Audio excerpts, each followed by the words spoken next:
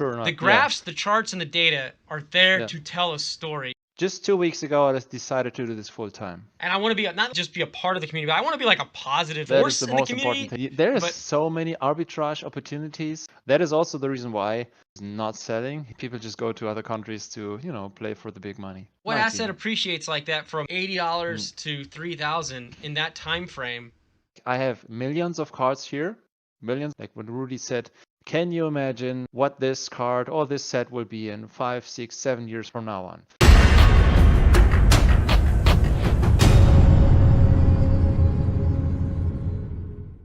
Good evening, welcome to the Card Spot. I'm Riddlerman, and I'm joined here today with Sebastian from playset-seho channel. This is Fab Uncensored. Sebastian, how you doing today? I am good, thanks. How are you? Doing fantastic. It's always fun to meet new people around the game of Flesh and Blood. It's something I've been actively trying to pursue, is getting to know all the different people from the community, from whether market guys or players or competitive players, collectors, investors, whatever. It's been exciting, just roller coaster of like learning all about everybody. So Yeah, I'm a little bit all of these, like collector, investor, trader. The least part is a player. But yeah, I'm getting into this. I'm searching some casual players right now, which I can play with. So that's it's gonna the be same. good. Exactly the same. I do like I play casually. I'm starting to finally build like CC decks, good blitz decks. I mean, and then I'm starting to work on a commoner deck for the Baltimore trip, so I can try to win a ticket to the Alpha Yeah, draft event. Which the Alpha one of the Draft. formats is commoner, so I'm gonna try to build a deck of Cheers. that. Yeah, cheers. What did? Can you tell us a little bit of background of like when you got into TCGs, when you got into Flesh and Blood, kind of what caused that Yeah, sure. interest? When I got into TCGs was in 1994. All right, I that's a am good really year. old. 1993, I'm sorry.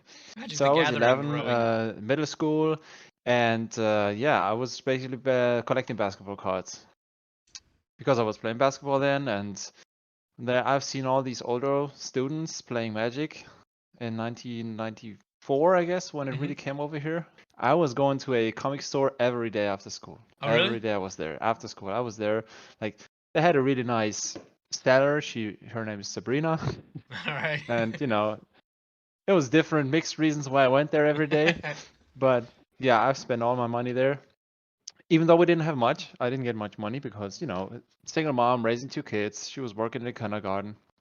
So I've had to, live on a budget. But even though I've gotten all these American comics, I've gotten All right. all these basketball cards, and well, I did play Magic together with my brother. But even though we were already like 14, 13, we still made our own rules. Yeah. We just played Magic like I don't know. It was just fun seeing the artwork and all that stuff. So it was Arabian Nights, ISH That's back when I was then. in it It was too. I remember going to the stores and just buying packs of Ice Age and cracking them. It's good times. And same thing. We didn't have very good decks. We just played because we were kids yeah, and we just want to have fun, right? The spirit sure. of gaming. And nobody really did take care about the cards, the Yeah. condition of the cards. Like in school, we took the cards and we just threw them against the wall, and the one who was the closest to the wall has gotten all these cards. So yeah, nobody cared about near mint and grading. Yeah, but that was the time when I found about Beckett. Okay. Not Beckett grading, but just the Beckett magazine, when I could Yeah. look up the prices. Sports in Europe, it's like there's basically nothing. Like if you have a card that is valuable, you have to sell it to the US. Oh, okay. So there's just no Or market at all. Singapore, Hong Kong, China, somewhere in Asia. But in Europe, there's just no demand. Yeah. And what part of Europe are you from? I am from Germany, All right. Awesome. like right in the middle. Yep.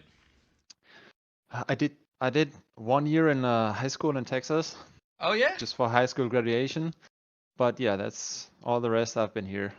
Oh man, I grew up in Texas, so I spent Yeah, all my years I've heard of that. school in Texas. Yeah. Yeah, college and everything. And then when I got out of college, that's when I finally moved up to East Coast and Virginia. So that's where Yeah, we're at now, that's also nice. It's on the nice. East Coast there.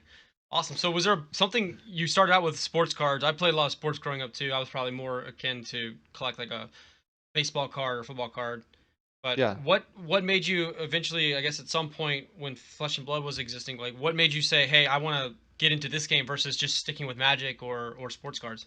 Yeah, well, I did lose it like when I was getting older. Hmm. I just had sports to do, and then when I came back to trading cards in general was with World of Warcraft. All World of right. Warcraft trading card game because like I have millions of cards here, millions of World of Warcraft cards because I always did these mass openings for the loot cards.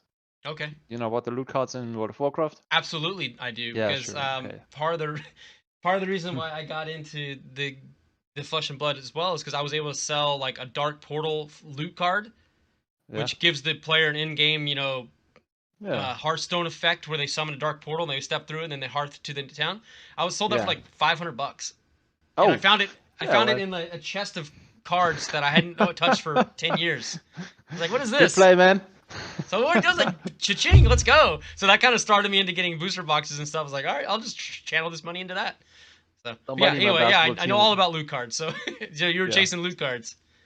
Somebody in my basketball team was talking about the loot cards. Like my brother was there, and then somebody else was there, and my brother was playing World of Warcraft online. The other guy was playing the card game. On the competitive level, he was like one Wow. of Europe's best. That was cool because in World of Warcraft you've also had this competitive scene, like national, international, everything was there. And you know they were talking about this Spectre Tiger, and he was $300-400 at that time. Now it's 10,000, unscratched. Is it really? Yeah, it is 10,000. I have The a the cheapest subscriber. I've seen was 7,000 last year. I have a subscriber who only Yeah. bought like 2 or 3 packs, and he pulled that card and sold it for like Ah. $450, like the day he got it. So he's When? probably sick to his stomach. Sorry, Stapler. When did he do that? This was back when it first came out, when we first got them. Yeah, well, back when it first came out, I sold all of these Yeah. for 300-400. Yeah. Like that's why I did these mass box openings because the money you've gotten from the loot cards paid for the whole rest. Mm-hmm. Every set you were able to sell these loot cards to the online players because they didn't want to have the cards. They were just, it's basically like now Flesh and Blood players buying the single cards for their playing. Yep. Back then they couldn't use all the rest, so they were just buying the loot codes. And yeah, that is what I've had so many cards and I've had to get rid of them, and that's why I had to start a business because you can't privately sell that much. It's gotten even more. There's even more rules now. You can even sell less now as a private seller, so you have to have a business and pay taxes and all that stuff. And yeah, that's why I had to do this professionally, and that's why I had to take care of the whole bookkeeping and stuff. Awesome. And all these years until they discontinued the game, I did that. Okay. And of course, if you're in that hobby, then you're trying out Pokemon, Yu-Gi-Oh! I have some other games here, which every once in a while I open just for fun, and then I found something cool, and that's the way it is, right? Yeah. And Flesh and Blood, that was actually the very first time I heard about Flesh and Blood was with Alpha Investments channel. Rudy was talking about it, then he was involved. I did ignore it because I wanted to see if it does good or not, because I didn't want to buy something that fails, because I've seen so many of these games. Like I started in 2008, and then also World of Warcraft being discontinued, I was a little hesitant about buying something. I bet, which with all the cards you have, yeah. Yeah, with World of Warcraft, I got lucky. I got lucky because at that when they said, okay, Hearthstone is the official game now, and we are not continuing printing and distributing, I was like, all my stuff is going to be worthless. Millions of cards, seriously, millions. Yeah. But the other way, it turned out to be just the opposite. People are still buying. Wow. People are paying even more than before, and these rates are going like this and not like that. I need to pull some out of the storage over here. I'm like, yeah, some of these are really, really still asked. That's cool. All so, right. well, I ignored Flesh and Blood. I did buy I think that was 3.5 years ago. Welcome to Wrath was already out. Arcane Rising was already out. And it was, Arcane Rising was out. I did drive to the Netherlands to get to buy a collection from somebody who, that was cool. There was a single guy living in his one-room apartment, but he had a shelf over the whole wall, and everything was full of trading card game stuff. Oh, nice. Sports, Magic, also Flesh and Blood. And then that was the first time I've seen them in person. And he was like, well, I just sold a display to a booster box to Australia, and next week I'm going to sell one to the US. And I was like, yeah, well, cool. And I sold it for 2,500. I was like, yeah, okay. All right. That just got my attention. I really did not know that the prices were that crazy high. Shortly after release Wow. for alpha boxes, it was really That's insane. the thing that like is kind of shocking me the most is that I understand that like you have these bursts and bubbles and markets all the time, but the fact that like the alpha Welcome to Wraith seemingly has been able to avoid any massive depreciation of its value. Yeah. It's still setting the bar, like it's always going to set the bar because it's Yes. the most scarce product that we have. Yeah. But it's still, I think, $3,000 or so, right around there, if you want to find one on eBay Yeah. or wherever. Yeah. Which is pretty impressive. I mean, we're talking something 3 years old, right? Yeah, 4 years. Yeah, 2019. What asset appreciates like that from $80 Mm. to $3,000 in that time frame? In You're anything basically else, like, talking that's about pretty crypto amazing. and stuff, but the thing about this is you can't reverse it. Once it's opened, it's gone. Yeah. It's off the market, and that is that is the most important thing I always have to keep in my head. Why is it that expensive? Because it's scarce, and why is it scarce? Because it gets opened, and then there is no turning back. It's not like stocks when it's overhyped, and then You people can wait just and get sell back it. And yeah. You can't sell that when you've opened it, and yeah. That's true. It is. Like I was at that point I was like, yeah, that makes sense. It is a little bit expensive, so I might just get into it now and start from this next set. So I've got, I started with Crew. Okay. I also started playing with, I did get Arcane Rising. My first games were with Dash. It was super awesome fun. It was super awesome. All this boosting and then just attack low and go. Shoot for two. And that was fun.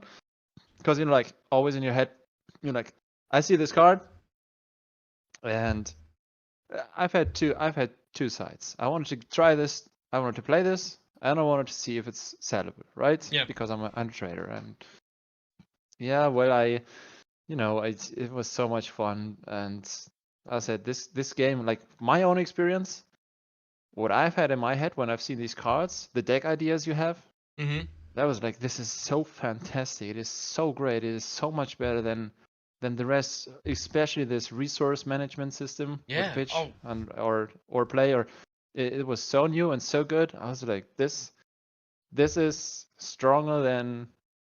I've had so much fun with World of Warcraft, but I think Flesh and Blood is even better. Okay, so, it is newer. Yes, it is.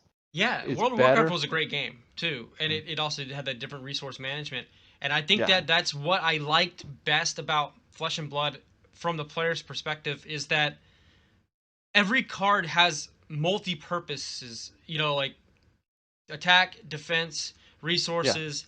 I don't have to build a third of my deck being a basic just land, a mana source, or an energy in Pokemon or whatever. I thought it's fantastic. I even have an expert for another video coming up where I say, like, literally the people are like, land is a core part of all decks. It's like, why is like, nobody stopped to ask, why is land an important part of a deck? When all you're gonna do is, like, in Pokemon, you're gonna just search through your deck for 4 turns, pulling out every single card that you need, shuffling 1,000 times, and putting it on the table anyway. Why even bother? So like Flesh and Blood really nailed it, I think, of the game mechanic of a card has resources and use at the same time. It is great. This 8-point system for every card, when they add up to 8, and brilliant. It's such a well-made. Also, like this rock paper scissors system, like A wins against B, wins against C, and that's circle. Like in draft, you have a draft, and we've seen it again. So much fun. You have three big forces, and when you choose one, you're good against the one, and against the other, it's a little bit harder. Yep. You're hoping for a mistake or something like that. It is just so well made, and I'm really trying to not find the time. I'm going to take the time to play that more, but I'm basically going to do that online. It is not the sense of the game. It is Flesh and Blood. It is not online and fun.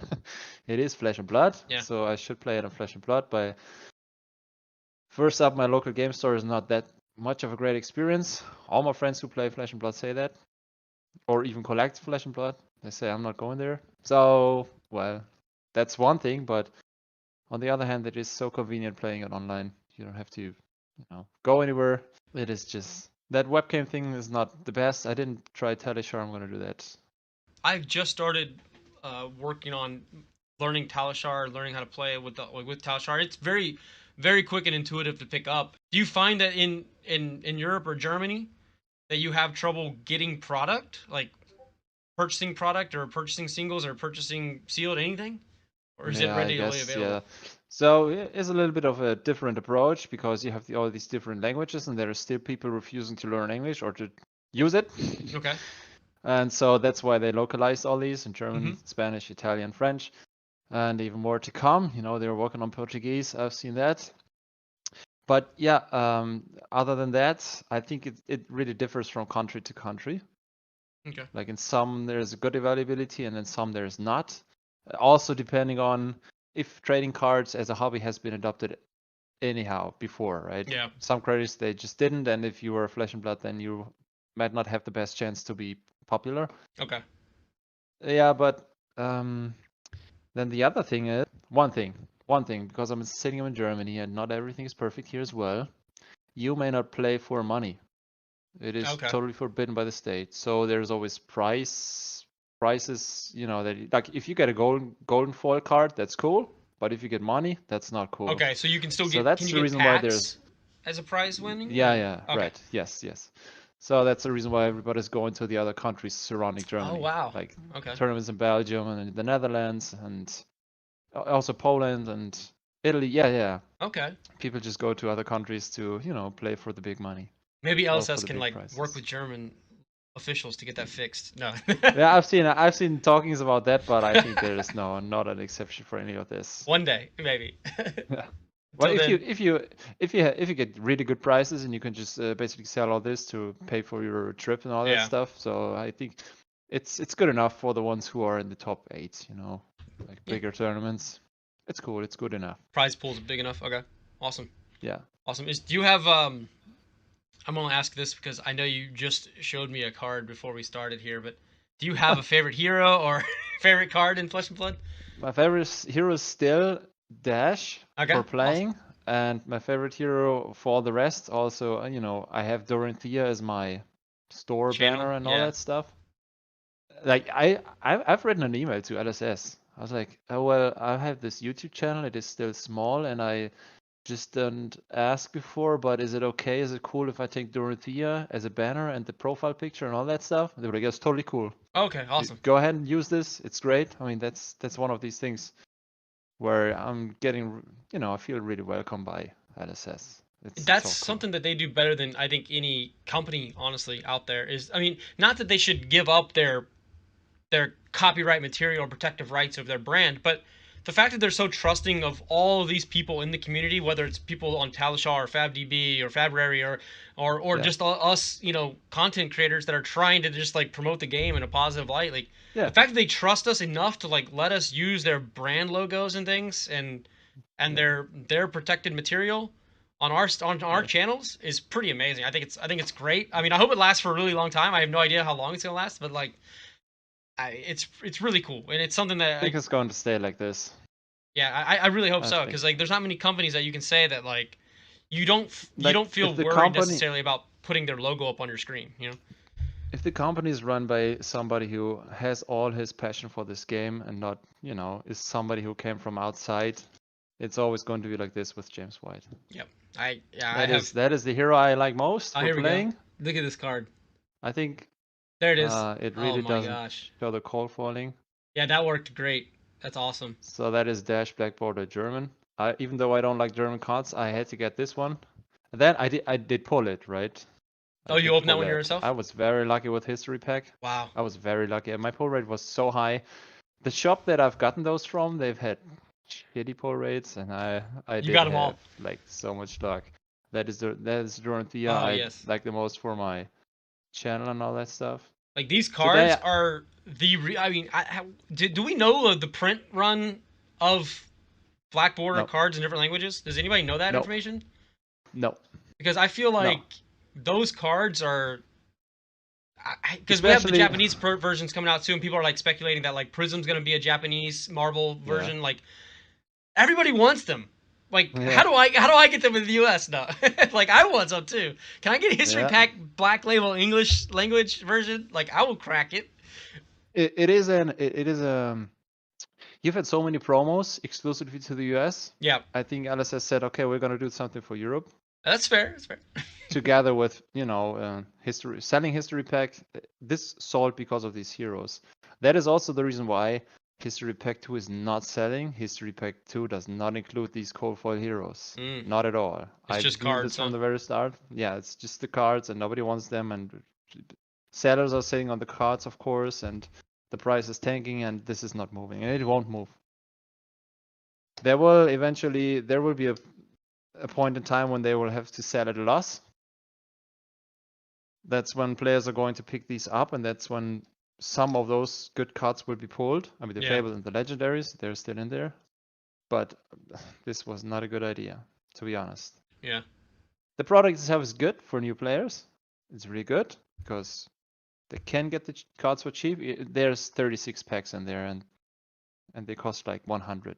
I feel like the So pull that's rate for legendaries needs to be a little bit higher in the history pack boxes because you're already kind of diluting the quality of the card in terms of like the non-foiling and stuff. So you might as well just make them more available. The chance to get 2 or something from per box would be nice for a new player to be like, okay, I'll pick this legendary up. Yeah, it's gonna tank the market for no worries. non-foil, It's That's not a problem. but That's not a that's the point of the problem. product, right? Is to get playable cards in the hands of players that are new to the game that Exactly. couldn't pick up those old boxes that they need. Like nobody Yes. can go out there. They can, but like it's not reasonable for a new player to go out there and start buying like Arcane Rising, trying to pull legendaries when they can just buy a Storm Striders for like $120 online, right? That's right. That's the So point. Yeah. they're not going to buy Arcane Rising. They're going to buy the Storm Striders if they want it. So the fact that History Pack 2 Yes. can or History Pack 1, I guess in this instance, would be able to combine those is awesome. Yeah. But for $50 or $120, wherever it might be right now for a box, your only chance to get like one, it's like, it's still a little tough for a new player to stomach, I think. Yes. But Yes. we'll see how it Absolutely. plays out. Yeah. Well, so for new players now, it's totally great. Just pick up a starter deck and go. You could use the old ones Yep. and the medium ones and the newer ones. Like they're going to keep this up. I really thought they would print those for like unlimited. I knew the normal boxes, they couldn't print all of these forever, but they really stated that the starter decks, like Monarch and Tales of Aria, Yeah. they would just basically print them forever when there's demand, but they're out of print. So I don't know what happens there. Yeah. We shall see. We shall see. I These think I mentors own in pretty there. much every starter deck that's ever been made. I have at least one copy. Some of them I opened, so I need to get another copy of a few of them because I've opened them to play with them. Yeah. But like especially with like friends or family that like, hey, you want to play? Okay, let's open these up and play. So Yeah. I want to have sealed. Not that they're gonna have great value in the future. I don't think, but I have them just because I like them. Yeah, that's the Do you thing. collect sealed or do you collect individual cards or do you just strictly try to like do a business sense of like bring cards in, filter them and sell them out and just keep rotating? I basically open everything. I mean, first up, I have to open. I may only sell single cards. That's it. No Oh, sealed okay. products, no starter decks, no boosters, no cases, no displays. I may not sell anything because I'm just an online retailer, Okay. and it makes sense. It makes perfect sense, and I really support this system. That the local game stores, the brick and mortar stores, they may get all this product and sell this product. I may open the cards and sell the single cards, and that's what I do. Okay. So if I do have a sealed product, it's just for future openings Okay. or just for myself, for me privately. Okay. But I do not sell sealed products. So of course, I open everything. I keep, like last weekend, Outsiders release, I opened 64 boxes. Oh, I've gotten the Fabled twice. I've gotten every legendary. So these are the ones I keep for myself. yeah. Just these 6 cards. I only got 3 cold foils. The cold foil legendaries. So I still need 2, Mm-hmm. which I'm going to trade or buy. Right now, I'm thinking about buying the 2 extended art cold foils, of course. They look great. Yeah. They look so great. I I'm not sure about that. Like in the meantime, I can pretty much see which prices will tank and which ones go up. These two cards, I'm not sure about. I think they will tank just a little bit, even though they're called for. They were not too many printed, just a little bit, like from 280 today to 240. I think 240 is the bottom for both of these cards, and I'm gonna I'll buy make them a at bold prediction. 250. I think in terms of US dollars, I think we hit 200 US dollars on them, Oh, but not until the supply hits. after Because the next big I tournament. personally do believe that up until now through Baltimore, so Yeah, much Outsiders is going to be opened through the Baltimore Pro Tour yeah, that people are going to want to flash sale their yes, extended arts if they don't want to collect them themselves and just to make up some yeah, money. And then I think yeah, that moment we'll see a little bit of a hit in pricing. yeah, But they're so beautiful and they're so rare. They're gonna retain. I think they're gonna exactly. retain a pretty high premium Yeah, forever. that's right. They have to. They should. They Yeah, should, they right? should. Yes. If the rainbow foil is here and the core foil is here, the core foil extended art should be above this. So yeah, you'll have to have this What do you think about distribution. the I've rainbow had foils seeming to be very, very common in box breaks? well, my distribution or my odds of pulling were exactly on point, just Okay. like it was stated on the homepage. So it's perfect. I calculated 21.64 rainbow foils and I've gotten 22, perfectly on All right. point. Nice. And you know, these 30 minutes of printing the wrong rainbow foils, if it really equals to 0.4% more supply, that doesn't affect the market too much Yep. or at all. It just, the very first time I've heard that was, well, this might have been on purpose because I've seen this with Japanese Pokemon cards. They do print god cases, Yeah. and then you have a secret rare in every pack. Yeah. It's I've officially seen that. wanted like this so that people buy more because they want to have these good these good You booster get excited, boxes. right? You're like, ooh. But yes, I 100% believe that this is the reason that they just mess it up in Belgium while printing. And well, if you look on the homepage, it's like 1 in 70 for a rainbow foil, 1 in 70 packs for rainbow foil I'd have to look. legendary. Yes, it is more than before, and they wanted it to be like this. I also do think this is a good idea. I mean, yes, it is sad to see like the Emperor from Uprising being at $10. Is it though? I mean, it's just a hero, right? It's a rainbow foil hero that you need in your deck, and it's not going to stay there forever because Shiana, for a while, Shiana was down to like what, Yes, I know. 25, I've $30, sold a lot of Shianas. Yes, right? I've A seen long them go. time. For a long time, it just sat there low, and then now all Yes. of a sudden it bounced up to I think about 90 US, and now it's hovering around 79, 80. And there's none of them. Which one? The It's rainbow foil? yes, the rainbow foil. The cold Oh foil is very wow. expensive. The cold The foil rainbow foil is is at 35 here, so 35. that's a little under 40 US dollars. Okay, I need to buy one from Europe then. You No. can there's But so many arbitrage opportunities yeah, it's weird. from overseas. Some of these categories are cheap here, some of these are cheap there. Yeah. It is crazy. And like, of course, I do have some people from other countries contacting me, also shops, Japan, Singapore, Oh, Hong cool. Kong, China. Like, they can't get the product. In Japan, it's brand new and everyone wants the old stuff.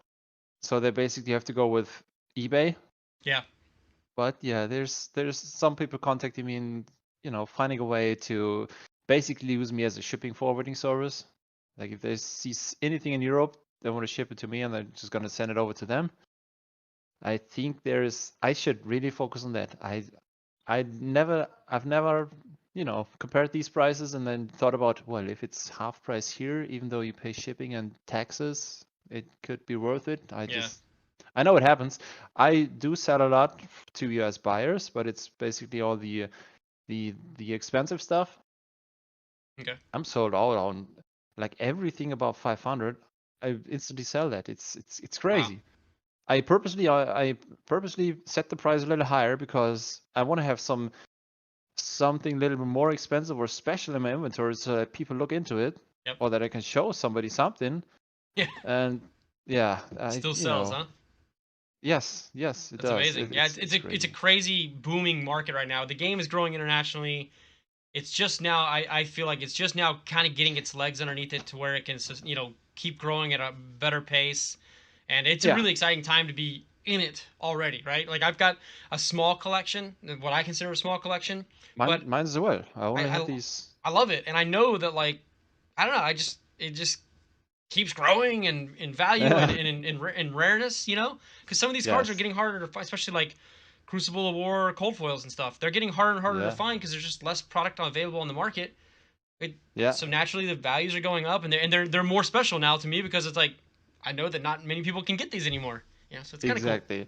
You know what? I'm a really little shrimp, and every time I see some videos of people having a huge collection, I'm like, I should never show anything at all because it's a little bit embarrassing. So hold on.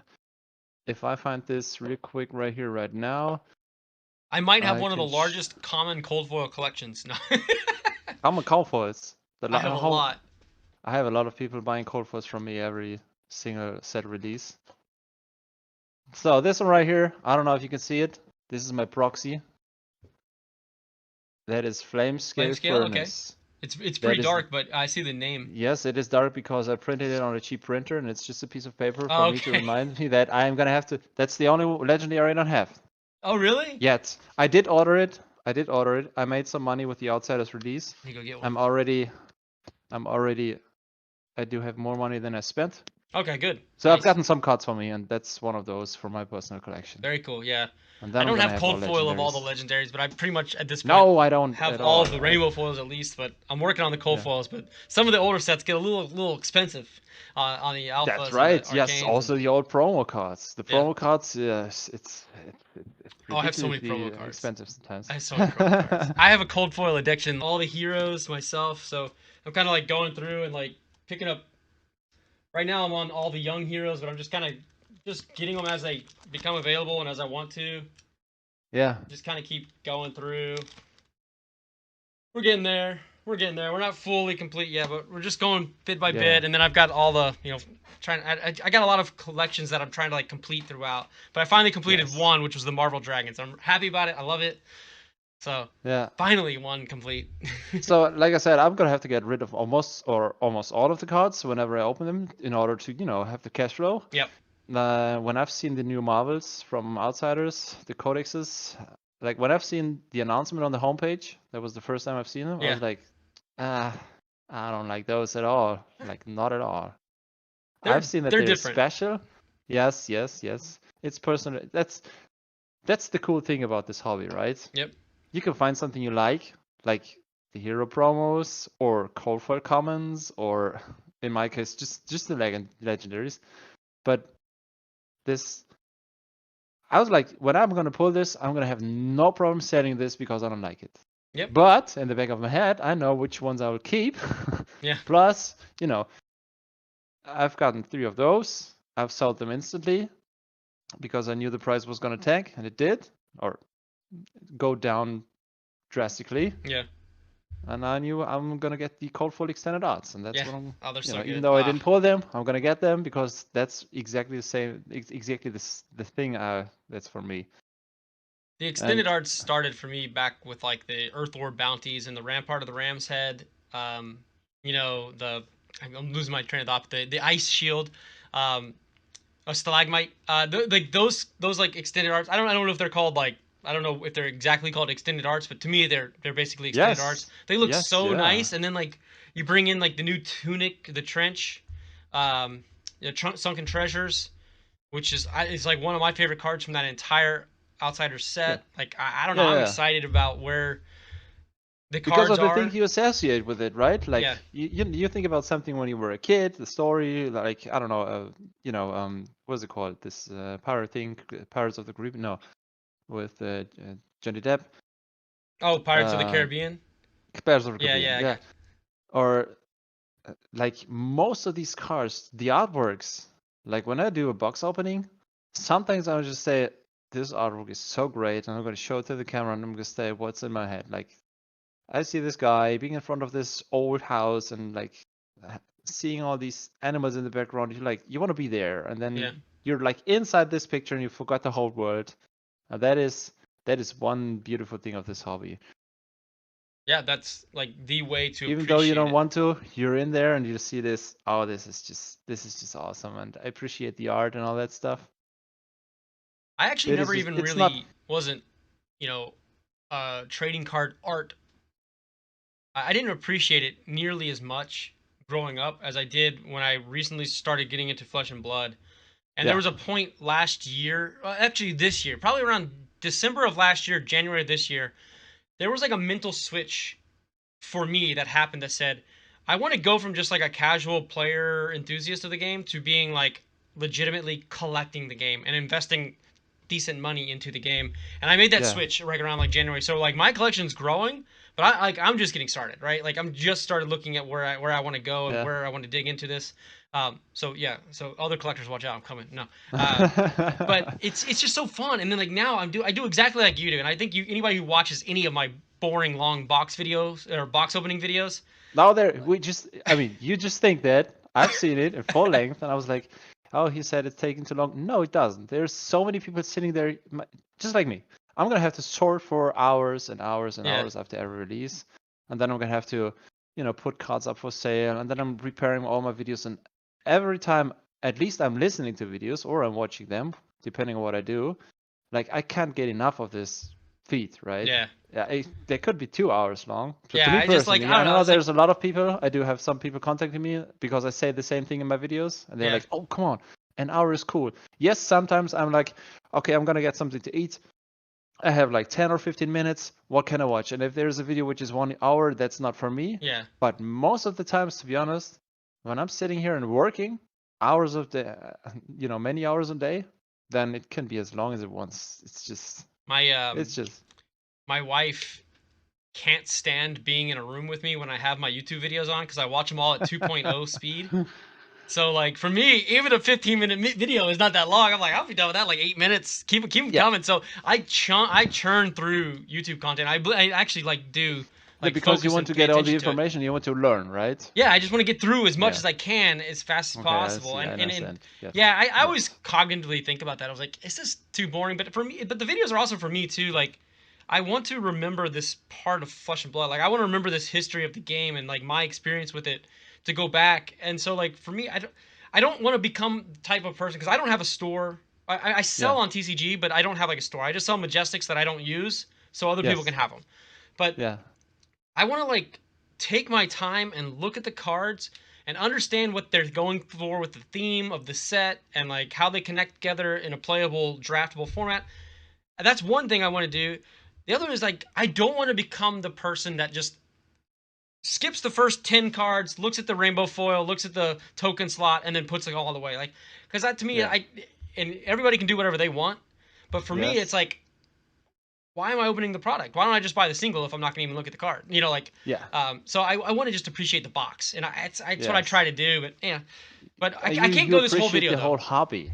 What's You that? appreciate the whole hobby. Yeah, I mean, yeah, I guess at that point when you decided to, not just be a casual player but also a collector, like this is when you decided for yourselves you want to be part of this community, right? yeah, But exactly. you want to be part of what's going on in all this flesh and blood Yep, I do, and I thing. never even used Twitter before Flesh and Yeah. Blood. Really, I just Yeah. never even cared. But so like I want to be a part of the Twitter community of Flesh and Blood. I want to be a part of the Discord communities, and I want to be not like just be a part of the community, but I want to be like a positive Yes, that is force the in the most important community thing. that brings people Yeah. together, makes new people want to come over to the game and adopt it, Yeah. makes existing players want to be more convinced that they're doing the right thing and having fun with it. Yeah. That's Yes, what I want yes, to do, and yes. that's my goal. But I can't go this whole time. I'm looking over without talking about how much I appreciate your data-driven mindset with the cards, the sets, the expected value videos, and how you've taken the time to just put just data entry to put all that in there so we can get charts and graphs. And if anybody doesn't know, go check out Yeah. playset-seho's Thanks for your channel words. on Thanks. YouTube. It's the perfect supplement. I say it all the time. Like it's the perfect supplement to like what I do, where I'm like pulling it from past experience in different markets and like just understanding markets and basic finance and investment. I take that and I just apply it to the cards. Whereas you actually have the freaking data to say this is why it's doing what it's Uh, doing, and I'm yeah, just more like thanks. just trust me, just trust me. No, but so I watch your videos all the time, right when they drop, like within minutes, just because I want to see like okay, what's his data saying this week or today. All right, good. Yeah. So I love it. Today it took me 3 hours today for the monthly video, which will come out tomorrow Oh, cool. on April 1st. No April Fool's jokes in there. I might have everything one serious. tomorrow.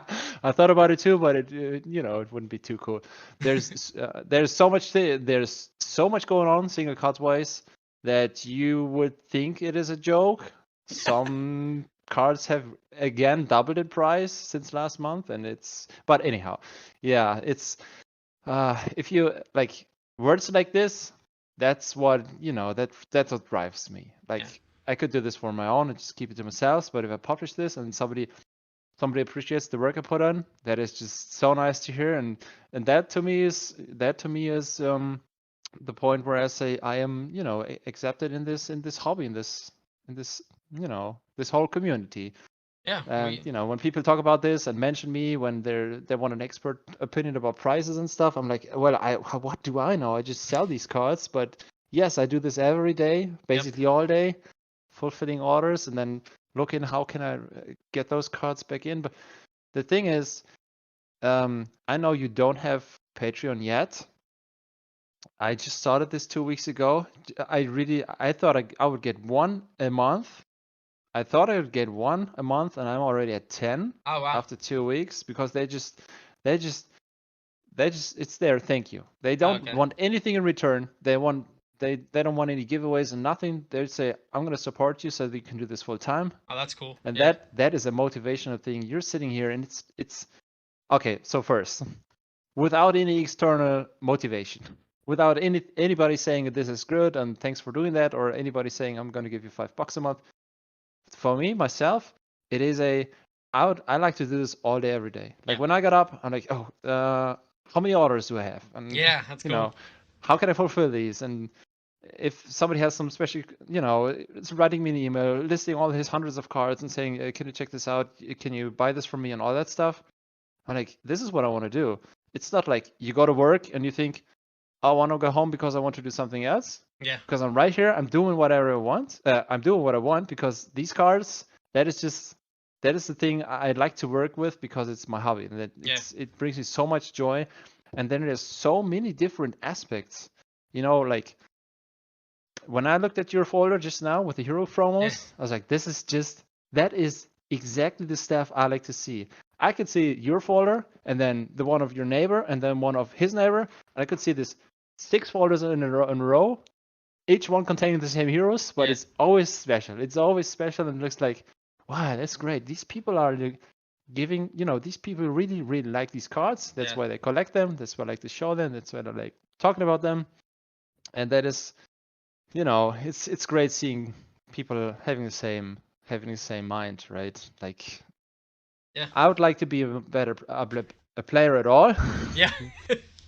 Got to practice a lot. That's the only thing that's really missing because yes, I do watch all this content about tournaments and stuff and the meta. Mm-hmm. I do know which heroes are. Of course, I do know. People buy all these Ranger cards from me, it's so important I know for you. What is going to be played at the next big tournament and all that stuff. I know it, but I want to play all these heroes in order to know just how strong it is. And if you have Premeditate or the Codex of Frailty, and you see the prices going up, you're like, yes, of course it is strong for the players, but I just don't know how strong, Yeah. I don't know what it is to just slam it on this table and say, okay, all right, I got you. Yep. Now you're going to have to shuffle, and now I'm going to, Let's just say Staxwell and I played a game on Talishar, and he kicked my butt. and one of the things that he kicked my butt with was with that Codex of Frailty combo. Yeah. I'm just like, man, what was that? What just hit me in the face, man? That was that was brutal. That was a brutal turn. So it's an exciting game. But then of course you just learn from that, right? Like maybe you start putting unmovables, in your deck, or you just find a way to kind of counteract it and do the best you can. This ever-shifting meta is that is just the greatest thing. How they manage this with these, living legends and bans and suspensions, and like the meta is so freaking diverse since such a long time. Like, I don't know, was it Bravo? Starvo was the last thing when everybody was like, oh, this is too much. A little bit of old him, but then afterwards, 7 out of 8 places different heroes in this tournament, 6 out of 8 in that tournament, and so much diversification. This is just great. And we haven't scratched the surface yet, because I know that there's got to be a lot of cards that aren't being used the way that they were probably built to be used with certain heroes and decks. Like you start looking at all the auras, you start looking at all the talismans, you start looking at all the amulets, the potions. Like there's a lot of uses out there. Like, I used to make, meme decks to take to my armory just to have fun and like you just have fun playing the game with people. And like I know I'm probably gonna lose. I've won with some meme decks too, but like I've taken a commoner deck to an actual armory, like, and won a game with it against a normal deck. Just for having some fun. Anyway, but like it's just about having fun, like and so I want to know, like I want somebody to really, and I know that people are doing this, like some of the top level players are doing this for sure, but I just feel like if somebody were to just go out on a limb and just try something crazy, it might do well just because people don't know how to respond to it, or their deck's not built to handle it. Like you take something like a class like the Emperor. Oh my gosh! Like somebody could just Royal, Draconic, Wizard, Warrior. Like, that's a lot of cards that you have access to that could really mess somebody up. Shenanigans with Shiana could also work in the near future, I guess. We shall see. So if you listen to interviews from James White and you listen closely, and he says like, well, people just don't know yet how good the potions are. You're like, oh, the next set is going to include this and this, or something that helps that. And then it's like, and when they release it and people use this, and this potion goes up, you're like, oh, that's what he had on his mind. This is crazy. That's a real potion. All the potions, talismans, and amulets. Oh no, it's not just Everfest, right? Oh yeah, that is all Everfest. Not all Everfest. Mostly, yeah. On these 2 pages. Yeah. Sorry, I'm just having fun because I know that we like the collection. I actually bought this journal, the 4-page, just so I could put all the equipment in this form. Yeah. Where I have the 4 common pieces of equipment from each set as their own like page. Perfect. So I bought it just for that reason. That was it. It's like I want to put all the equipment from all the sets. So it's fun. I love it. It's such a fun game and hobby, like, and right. I mean now with like Marvels, cold foils, rainbow foils, and standards like kind of all being in the same set with 2.0. I feel like it's the entry point for anybody to get in and like to possibly crack something amazing that they can put to their collection. Is like it's perfect. Like, do you know this one? Oh no, you have it. I still haven't got that or the hero. Still in this seal, but I wanted to show you these cards. I mean, I do. It's Yorick's weapon, right? Or I try to avoid folders because I don't want any damages. Yeah. So I have them all here. Yes. These are all these potions and talismans, and this is all Everfest. Perfect. It's the only subset I have in this collection. They're just so cool looking, like especially like Potion of Luck and things. Like just the way they look, so neat. Can you see this on camera? Hold on. No, it just doesn't show. No Rune Boots? Sorry. Yeah, that's No Rune Boots, but you don't see which ones. That's the gold border. Oh. That's the only one I have. The only one I have. Nice. I traded it in. I thought it is so expensive, but I just had to get one. And that's a promo. Are you going to get any graded? Yes, I will in the future. I'm doing my submission after I Baltimore. do have graded cards, but all of these, it's more like that's the one you've been talking about. Yeah, Stalagmite. Yeah. It's extended art. Yeah, I think it's official statement on the homepage. Things like this. Awesome. Card market grading. They changed their logo, but yeah, I do have some, cards from grading in England, in the UK. Hey, Kasai. Yeah. All this stuff is in here. Because, if I get the better version, a promo, I do collect all these promos, I'm getting them graded. Awesome. There was one thing I wanted to mention, but I don't mind, I forgot. Don't care about it. We get to it. Don't care about it. So what do you think, like, what is your expectations for the future of Flesh and Blood for, like, let's just say the next few sets or next year? What do you think it's going to be coming up, besides Dusk Till Dawn, which we all kind of know about? Yes, sure. I have no idea about the lore.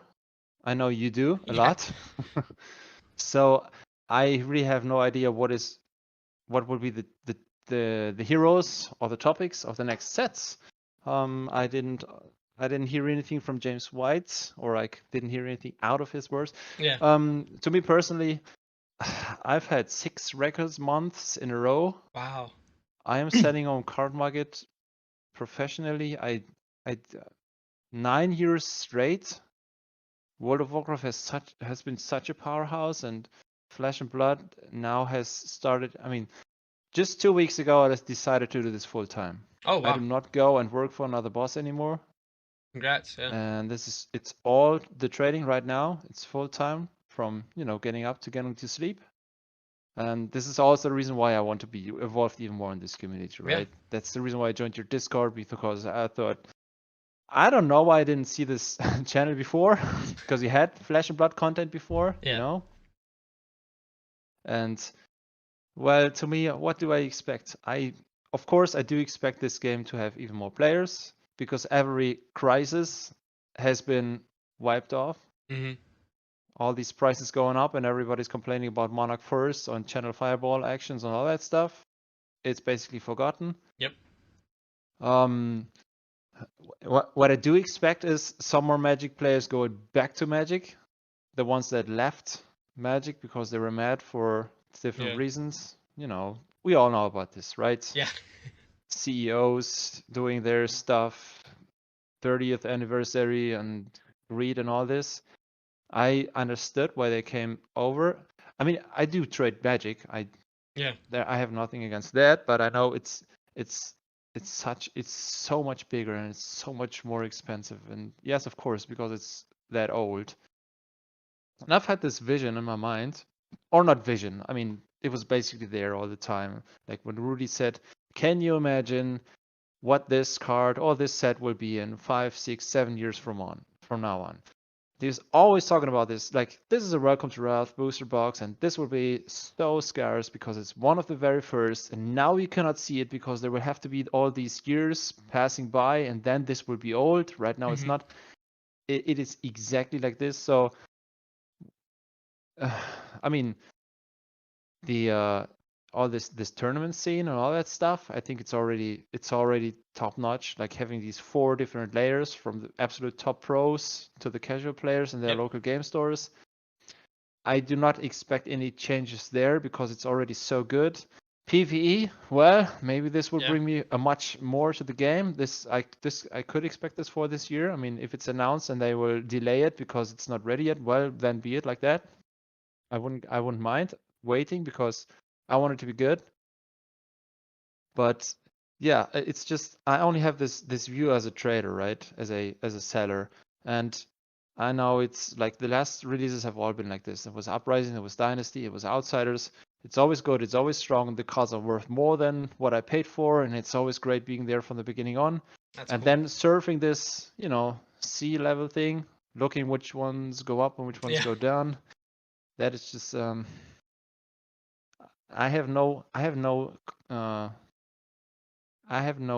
a certain. What's your thoughts on the future, on the next 6 or 9 months?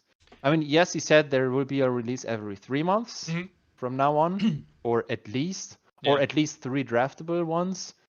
So I think they really will stick to 4 a year. But I don't know what to expect. I just know it's going to be. I do not expect any mistakes, anything that will scare players and make them go away. It's just, we've seen so much, and game wise, it's all running really, really good. Yeah. I mean, I feel like they've unlocked sort of that formula of what is gonna work with 2.0, starting with Uprising, and then while Dynasty was the first kind of like shock of the market of like a new style Marvel, I think that was just the beginning of what we could expect, because we see the same thing with Outsiders with the new style Marvel. I'm starting to get the impression that the Marvels are going to reflect the set that they come out in. Yeah. And if you go back now in time, if you look at the Marvels in Uprising, while they're not necessarily totally unique, they are unique to that set, being the dragons coming from Volcor and the Illusionist. Yeah. So now, like, knowing what we know about the Marvels in Dynasty, the Marvels in Outsiders, and the Marvels in Uprising, I kind of expect that Dusk Till Dawn's Marvels are probably going to be very light and shadow-ish, you know, Yes, like, of course. and they're Yes, going to yes, be yes, yes. Sure, very sure. unique. Maybe I'm guessing we're probably going to get a Marvel Allies, right? It would seem to work with like um Ursur, He you was know, or in there. something. Us, I Ursula and bet we'll probably Plasma get Fade something and like all that that. stuff. Yes, yes, yes. I mean, it's just all just guessing, no information. But Yeah, yeah, yeah. um, I kind of expect that they're going to utilize that Marvel slot as making that the unique special card of each set. So that kind of like the Hmm. Fable with like the Heart of Fandel was like the unique card, so to speak, in Hmm. Vulcan Wraith, right? And the Eye for Arcane, and the Arcane Shard on Crew.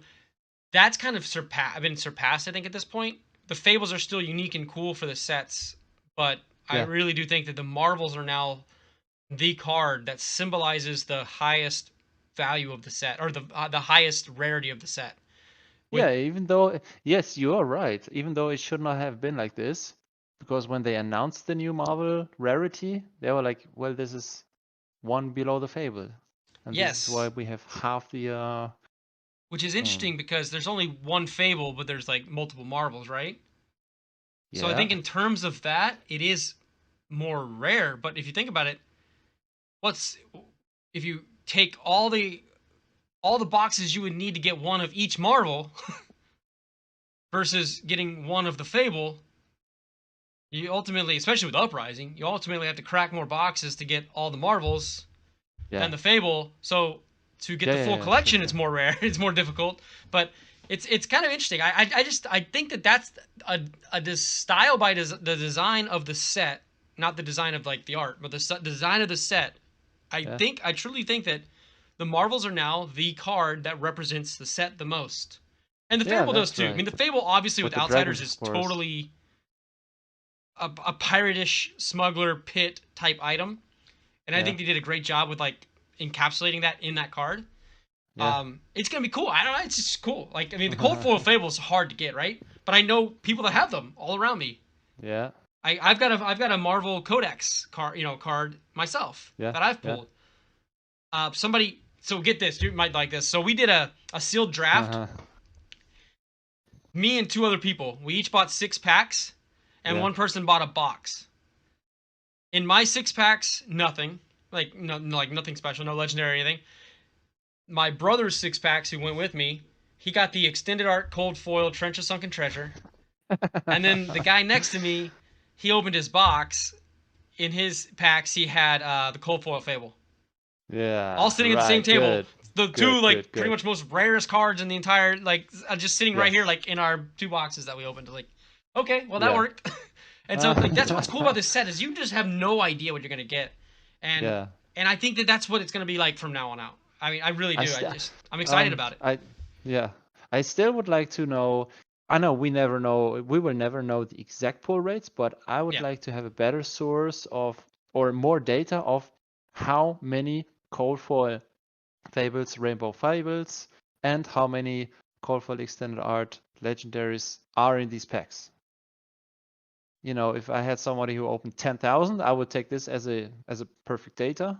But you know, I gathered like 2,700 booster boxes from all different sources, Hmm. and I've made an average out of these. But it's still there's still room to it could just Yeah. be randomized. So do you know where I could get better data or more data? Or Not is there a source? No, not okay. quickly So after release, right? I think you can get that data years after when you start to get a better yeah, understanding no, of the I mean total from market from available. stores But which opened, like if there's uh there were several shops publishing their oh pull yeah, yeah, rates, but it's like I've one heard of has thousands of boxes just 500, like one you has being yeah, opened. yeah. I mean, I don't But know. the I nobody knows, right? That I know. The uh, people that I know, nobody knows. And I don't know okay. everybody, but I try to keep attuned to the market too. But nobody seems to know because especially when the pull rates are question marks, right?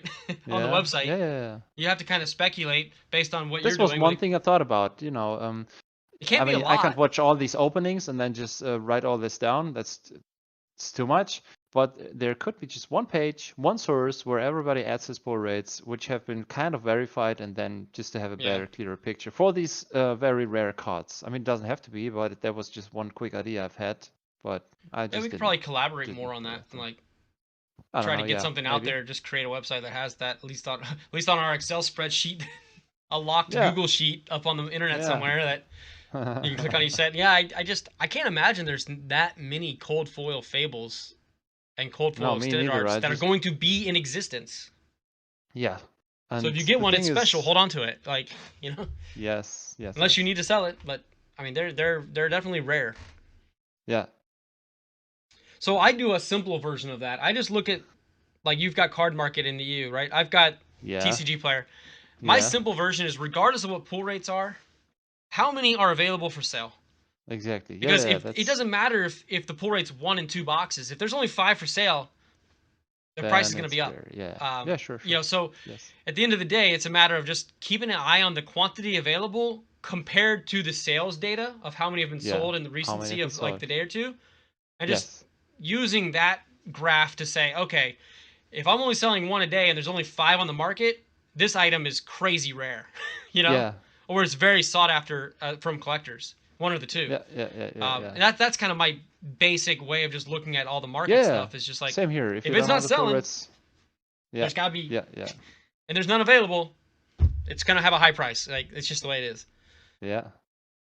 So, But if it's not selling, the price might be too high right now. yeah, well, yeah, So that's that's true. another reason.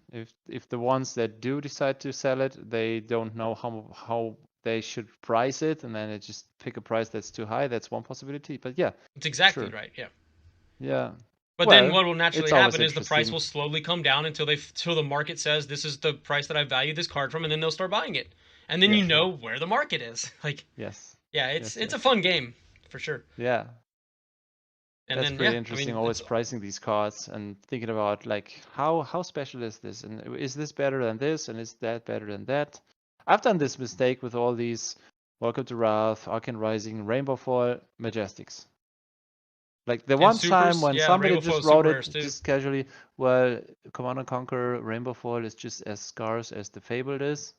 Probably because we don't know the pull rates for a Fabled, but one in I every 40 boxes. I pulled one out of a random box I opened. Arcane. I Good. pulled a Rainbow Foil Command and Conquer. I'm like, oh shit. Yeah. So yeah, it's like it's in my legendary file behind me. I was like, oh my god, how did I get this? Like, what happened here? So, Yeah. yeah, that was. This I'm is not gonna just sell it, great. even though the price just keeps bouncing up. Like I think it's And that 220 is, you now. know, that is one more thing I'm gonna have to keep my emotions down. That is one of the most important things I've learned of all these years. Like, if the price goes up and you think it's too expensive and you want to sell it because you just think to yourselves, well, this because you have this price memory. It was always $100 and now it's 200, and then oh my god, I'm gonna have to get rid of it because the buyers are stupid to buy it at double the price. But it is so many times it's still going up, and then it's at 300 and it's 400 right now. Same thing, Heart of Fiandal, 200. 200. I could get all these for 200. Now it's at 500 again. Yeah. It is. I don't know. I don't know. Like, It's a fun time. it happens to me all the time. I did this on purpose with the Marvels because I didn't like them when I've taken them from outsiders. I Yeah. sold all of them instantly or traded them in. But all these other cards, I was like, premeditate, a non-fun majestic, $20. Sell it instantly. Sell it, man. It will drop to 10. So Then the you sell all first your 12 copies, and that's it. And the then first it's at day 20. I sold 2 Codex of Frailties, one in rainbow foil, one in non-foil. The non-foil I sold for like $15. Yeah. Then the rainbow foil I sold for like $20. Yeah. Yeah. However, I opened more boxes and then sold the rest of them at 45, 50. I think Okay, good. 48 was like the highest I sold one for. So like I'm Yeah. happy. I don't care. Like Yeah. it's gone. Like if I honestly think that it's gonna be probably a $20-$25 card in the next, I don't know, 6 months or so. And then that's Yeah, probably when I'll depending pick a on. couple up for myself and call it a day and just be like, Yes. okay, well Yes. I got Yeah. these for free. Yeah. But yeah, that's what I do. It's if I'm not playing competitively with the cards, I would just sell them, and then if I ever want them in the future, I just buy them back. It may not be the Yes. smartest Yes, I know. move all the time, but Yeah, I know. And I don't the miss. I players don't keep. lose any sleep over it. Yeah, and the players keep their class Yep. cards, and the ones they don't want, they sell them. People like you sell them under market so that they're guaranteed to be sold. And Oh yeah, if you ever look at my there is listings, so they're much always movement. 10-20% below low, because my goal is to get them out of my inventory, not to Yeah. maximize profits. Like, I just don't Yeah, care. yeah, Like, yeah. get them out. Sorry. No, I don't trade on card market, so you're good. You don't have to worry about me lowballing you. But if you are out there and you're listening, I'm sorry. I just want to get rid of the cards. Approach me directly and I'll sell to you directly. But I just Yeah. want them out. I just want them out of my It inventory is. so I can just move on with them. That is another topic from this basketball collector in the US. You mentioned the name before. The sports card investor. Sport cards investor. He was talking about this one topic of, if you buy a card or any asset or anything, if you buy one and then the price goes down, and you say to yourselves, I'm not going to buy it under the price I bought it for. I'm going to wait until it goes up again. And then if you leave it there for years and until it eventually hits the price again, or the one with profit you want, it could take such a long time.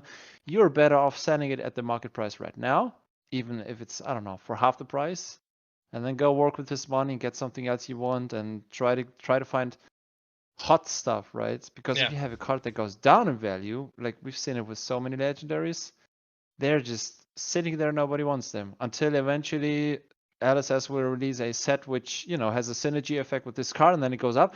But if you sell it and get something else which is cool, and you can, you know, turn this money into profit, have the cash flow go on. This is the same principle like LGS's work, right? Yep. They don't want this stuff in their store. They don't want sealed displays for years, even though they know it will double in price. They just want cards, get new cards, and just sell them for a 20% profit. And that is a very important aspect of this channel I've learned, or not have learned, but I was what is this word? Remembered. Yeah. You know, he reminded me of, don't look at all these cards of the price you've paid. Just check what's the market price, and if it's lower, accept it, get rid of it if you don't want it, and it works so much better. I accepted it for myself. I said for so many cards, just drop the price, don't care about it. Nobody's going to buy a whatever, you know, the Stalagmite extended art. If it was for sale, I would not, you know, leave it at 200, which I bought it for eventually. I was lucky I did not get too many too expensive items, like Monarch First Editions. I didn't buy that. It was way too expensive when it came out and was so expensive. I was like, no, I'm out. Even though if it's going to 1K, I don't care. I don't want any of That's this. a very important discipline. I was lucky. That's a very important investing discipline, is like understanding when something has just kind of exceeded your valuation of it. That's that's where I'm at with pretty much all the alpha cold foil stuff, is like, I missed that opportunity. Now, yes, could I purchase it now and then, like, maybe it keeps going up over the next 5 years? Yeah, but like you said, there's two things at risk. Like, there's two factors here, right? The risk factor, which people don't factor into enough, is like, the risk factor is significantly higher when you buy a $12,000 card than if you're buying a $100 card. Yeah. And then the other two is the opportunity cost of money, which is what you just entirely described the last, few minutes, is because when your money is tied up in one thing. So with that one card, you're not diversified across the cards, all the other cards, because your money's tied up in one. The other is the opportunity cost of, you now can't utilize that capital for anything else until you sell. Yes. So being able to be in a more liquid environment with the cards, if you're in a business mindset of it, being liquid with your money, being able to get in and get out, make speculations, get out quickly, is a lot easier with cards that are more commonly purchased throughout the market. Because what happens if, I don't think this is going to happen anytime soon, but what happens if you go into this route of like, I'm going to start collecting first edition cold foil fables only? Yeah. But realistically, the people you're selling to are probably high-end collectors, and what happens if they just decide to take a break from buying? Yeah. For whatever reason. And then you're stuck trying to offload this card, and then as you get more desperate in your life, or you need the money or something because you probably invested money that you should have put into other things. If you get into that situation, right, now you're the one that's dumping it for a really low price and you're taking that hit. It's sometimes not a smart investment, and you have to know your own personal situation. But you just have to have that discipline to say, this may not be for me. I'll focus on the things that are for me in my situation. So anyway, it sounds like you have all those disciplines, but today I've lost it kind of. I was preparing my monthly video and checked all these sealed prices and all these fabled and legendary prices and the promo prices. I've written down all of these, and then I was like, okay, what did I learn? Crucible of War, so many more boxes sold. I'm gonna have to get some just to have them here for my, I don't know, 2-year anniversary to open them. Yeah. So I didn't decide. That was an impulse, right? I've Yep. seen it like, okay, I see this every month, and now I have the new data. This is too cheap. I'm gonna have to get it. So I just got it. And then next thing, Monarch First. Oh my God, half the boxes are available compared to last month. What is happening? The Yeah. prices, there's only 2 or 3 sellers for a low price, and then it is expensive again. So I'm gonna have to get some boxes under Well, 150. Welcome to Wraith Unlimited is like $100 on TCG Player right Yeah, now per it's box. 100 here as well. MinMax Yes. Games just came out with a deal for $85 a box for Welcome to Wraith. And if Yeah. you buy 4, you get a sealed case. So Yeah. I'm like, do you know how many times I've loaded up a cart and then just stopped? Because that's my way of doing it. Something like, let's just stop, give it a day or two, think Yeah. about it before you just dump all this, because that's the only way I know how to do it now. Is like just stop yourself, walk away, go do something else. And hey, if they sell out, that's just God's way of saying, well, you shouldn't have bought it at this time. I don't know. Just have to deal with, take your lumps and move on with life. So Yeah. that's kind of like, I do that. I probably have loaded a cart with MinMax games in the last 2 or 3 days like 4 times, just because I'm like, Welcome to Wraith Unlimited. I really love this set. It's like one of my favorite sets to talk about. Yeah. I want some more. It's the Yeah, same thing. sure. But Yes. it's been And good to me. I mean, and this is like all the hype aside, there's no hype right now. There is a little bit, depending on, outsiders and stuff. But welcome to RAV Unlimited. Can't go wrong. You just cannot go wrong. There will not be a future scenario where somebody puts it up for sale for $60. Oh no, They it's just past won't. that. There are so many people who will buy it, who will buy every box for 75 and below. Yeah, it's never Every. going back down that low. Unless, Exactly. some So flash sale, somebody's dumping inventory, but it's not going to stay that way.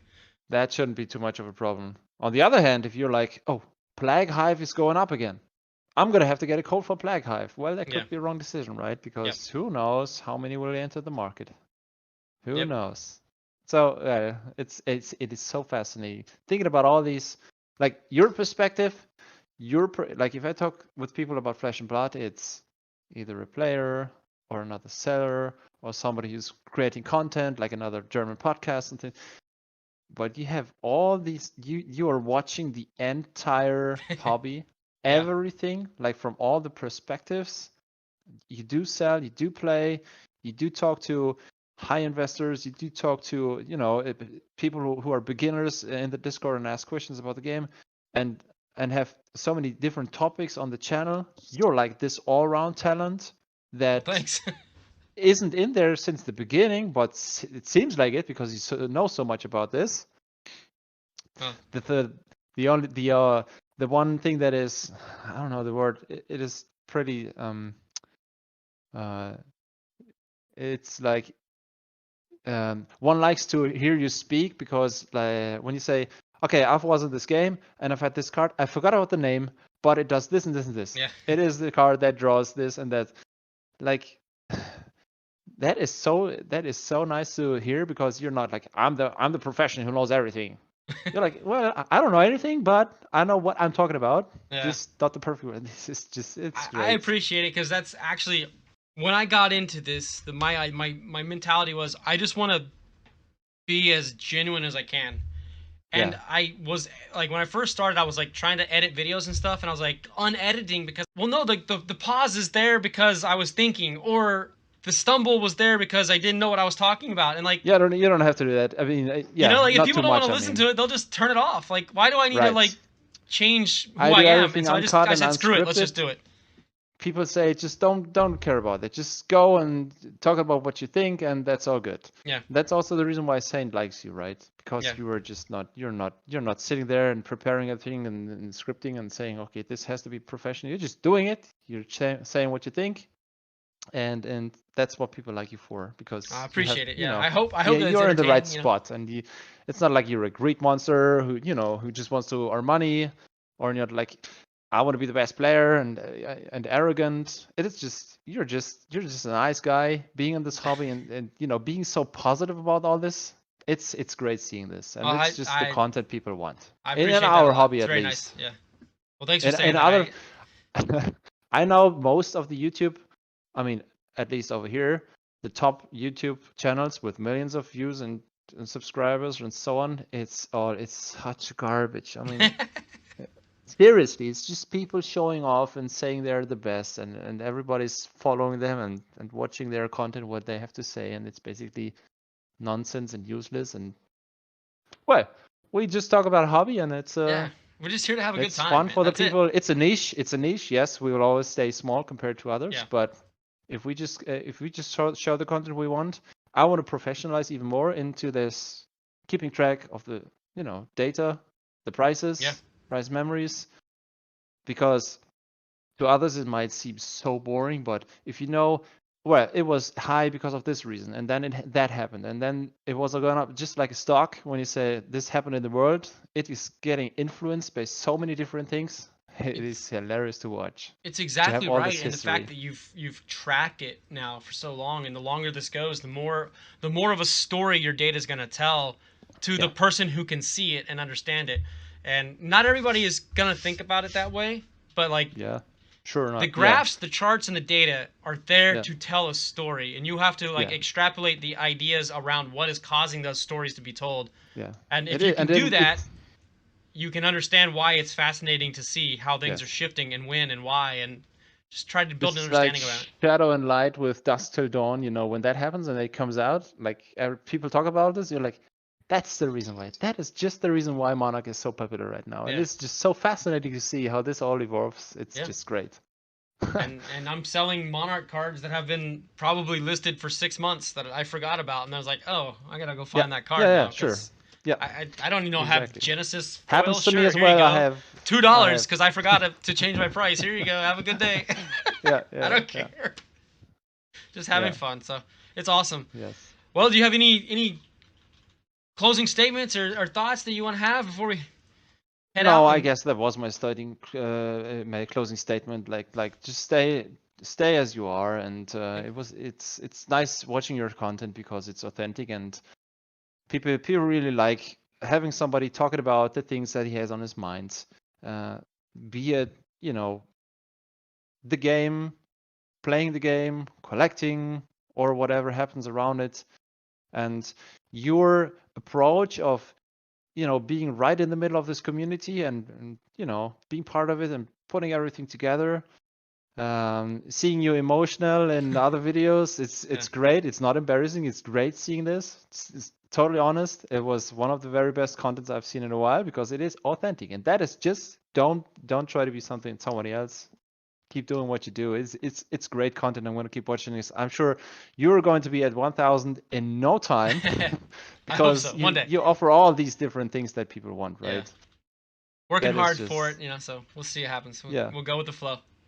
I like watching it. It's all good. It's a great hobby. It's Yeah. great being part of this. Maybe one day we're going to see us on some kind of tournament when I'm going to be there just selling some cards and you're going to be there just being a host, whatever. Who knows? If the YouTube channel ever gets to that point where like it can help afford me to go do things like that, I mean, 100% of it's going to go into traveling and engaging in the hobby and engaging with the community because that's why I do it. I do it just for the entertainment that it's bringing, so myself and other people, hopefully. But no, Sebastian, it's I've said it in almost every video. Anytime you want to do a part 2 or just have a chat, like hit Josh, me up. I'm gonna. It's great talking. I mean, maybe you could even have a 3 or 4 people podcast thing. I'm up for that all the time. It's great talking. It's great being part of this hobby, right? Yeah. Not sitting here on my own and just consuming content, but also getting feedback, giving out, and having this dialogue. It's just great. And you asking me, it was a total honor. It was really great seeing this, and I will participate anytime. Thank you. I felt the same way when you said you'd come on. I was like, all right. Somebody wants to come on. And good luck and a lot of fun with all these other interview partners coming on. I'm really looking forward to seeing all these guys. Yeah. With all their approaches and brain juices, and it's really great. cool. Like it's just neat to see different perspectives from across the globe and across the types of people in the hobby, right? You mentioned earlier, investors, collectors, whales, and all the whatever you want to call people, players, competitive players. it's just really cool to see what they think about everything. Anyway, yeah, we could probably keep going for another 2 hours. But it's fun. It's really cool. It's unexpected too. I never imagined that I would have this much fun doing it. So Yeah. I'm just glad that we can share. At least It's cool you know, having this opportunity also to talk to all these people globally just because of this one hobby of this one game. We would never have gotten to know each other. Yeah. If it wasn't for Flesh and Blood. Yeah. If it wasn't for Dorinthia Cold Foil at Marvel, no. Awesome. Thanks for having me, man. All right, guys. I hope you have a nice day and keep doing what you do. Yeah, thanks. All right, everybody. It's pleasure. Fab Uncensored Sebastian from playset-seho. Go over there and subscribe and check out all of his data videos. Thanks also for watching. If you watch this on my channel, go to RiddlemanGaming. Josh is a cool guy, and you should just check out all his content. All right, thanks, guys. Peace out. Have a great day. Thanks. I'll talk to you later, Sebastian. Bye.